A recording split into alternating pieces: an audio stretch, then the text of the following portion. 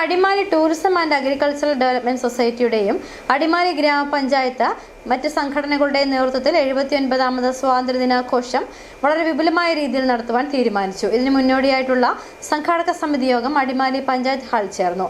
അറ്റാഡ്സ് president PV. Scaria യോഗത്തിൽ അധ്യക്ഷത വഹിച്ചു. രാജ്യത്തിന്റെ 79ാം സ്വാതന്ത്ര്യദിനാഘോഷം അടിമാലിയിൽ വളരെ വിപുലമായ രീതിയിൽ നടത്തുവാൻ തീരുമാനിച്ചു. സംസ്ഥാനത്തെ ശ്രദ്ധേയമായ ഏറ്റവും വലിയ സ്വാതന്ത്ര്യദിന റാലി ആഘോഷങ്ങളാണ് അടിമാലിയിൽ മുൻവർഷങ്ങളിൽ സംഘടിപ്പിച്ചു വരുന്നത്.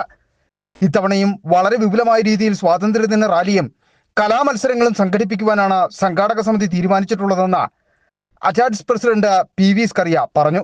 79ാമത് സ്വാതന്ത്ര്യദിനാഘോഷം എല്ലാ വർഷവും അടിമാലിയിൽ നടത്തുന്ന രൂപത്തിൽ അതിഗംഭീരമായി ഈ വർഷവും നടത്താൻ സംഘാടക സമിതി തീരുമാനിച്ചു.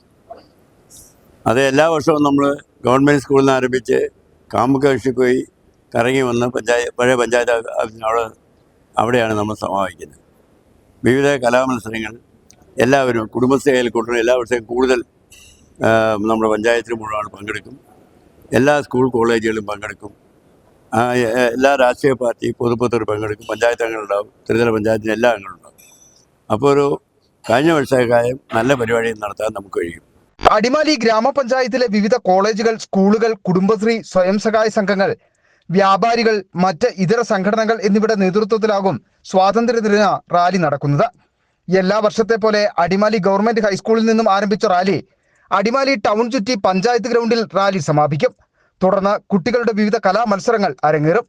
സംഘാടക സമിതി യോഗത്തിൽ അടിമാലി ഗ്രാമപഞ്ചായത്ത് president Babu P. Kuriakose, block panchayat vice president Mini Biju തുടങ്ങിയ അടിമാലിയിലെ വിവിധ രാഷ്ട്രീയ കക്ഷി നേതാക്കൾ, സംഘടനാ പ്രതിനിധികൾ, വ്യാപാരികൾ, സ്കൂൾ അധികൃതർ, ധനകാര്യ സ്ഥാപന പ്രതിനിധികൾ തുടങ്ങിയവർ പങ്കെടുത്തു.